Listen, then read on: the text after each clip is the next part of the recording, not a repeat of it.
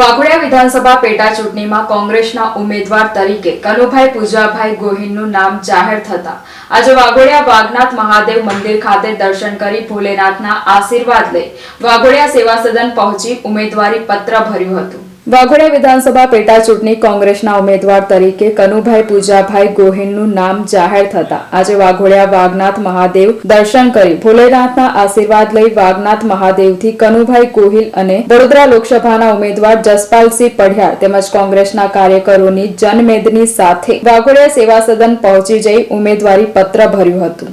આજે વાઘોડિયા વિધાનસભા માટે કોંગ્રેસ પક્ષના ઉમેદવાર માનનીય કનુભાઈ ગોહિલનું ફોર્મ કરવા માટે અહીંયા સૌ કાર્યકરો આગેવાનો ઉપસ્થિત થયા છે। જે રીતે લોકસભાની ચૂંટણી સાથે સાથે વાઘોડિયાની જે ચૂંટણી આવી છે એમાં કંઈક ને કંઈક 1 વર્ષને 4 મહિના જેટલો સમય વાઘોડિયાની જનતાને જ્યારે 2022માં વિધાનસભામાં આ બેઠક પર અપક્ષ તરીકે લોકોએ મત આપ્યા હતા, પરંતુ એ જનાદેશને કંઈક ને કંઈક રીતે જનાદેશ ખંડિત થતાં આજે વાઘોડિયાની જનતાને ફરી વિધાનસભા માટે પણ મત આપવા માટેનો અવસર પ્રાપ્ત થયો છે। ત્યારે કે આ વખતે ચોક્કસપણે સાચા માણસને આપ લોકો ચૂંટજો, સાચા માણસને આપનો જે કિંમતી મત છે એ આપીને, અને જે રીતે લોકસભાની પણ ચૂંટણી સાથે આવી રહી છે તો એમાં પણ આપ બધાનો સહકાર મળવાનો છે, એમાં કોઈ શંકાને સ્થાન નથી।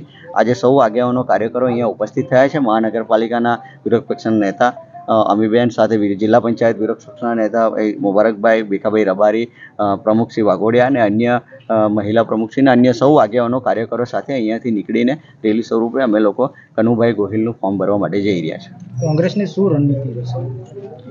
કોંગ્રેસે હર હંમેશ માટે સામાન્ય અને મધ્યમ વર્ગના લોકોની હકની લડાઈ લડી છે।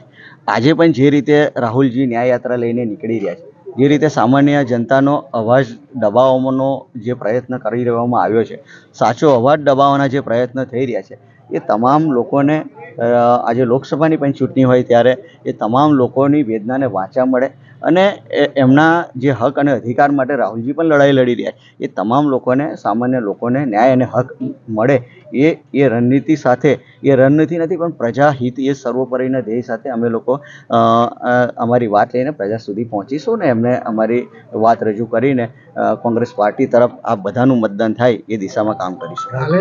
ક્ષત્રિય સામે ક્ષત્રિયને ટિકિટ આપવામાં આવી છે, શું કહેશો એની વિશે? મેં હમણાં જ કીધું એવી રીતે કે કોંગ્રેસ પાર્ટી હર હંમેશ માટે સામાન્ય અને મધ્યમ વર્ગના નાના લોકોની લડાઈ, જેમના હક અને અધિકારની લડાઈ લડે છે અને એ જ વિચારધારા લઈને તમામને પોતાના હક મળવા જોઈએ, તમામ લોકોને રોજગારી મળવી જોઈએ।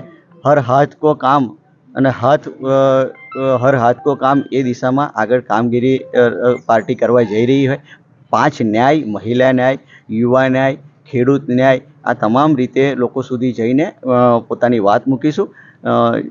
જાતિવાદ જે પણ હોઈ શકે, ક્ષત્રિય વર્સિસ ક્ષત્રિય હશે, પણ વાઘોડિયાની જનતાએ 1 વર્ષને 4 મહિનાનો સમય પણ જોયો છે અને એમાં જે પદ્ધતિ હતી કામ કરવાની પદ્ધતિ એ પણ એમને જોયો છે। એટલે આ વખતે નવો અવસર વાઘોડિયાની જનતાને વિધાનસભામાં પોતાનો નેતા ચૂનવાનો આવ્યો હોય ત્યારે આ વખતે ચોક્કસપણે વાઘોડિયાની જનતા પરિવર્તન કરશે।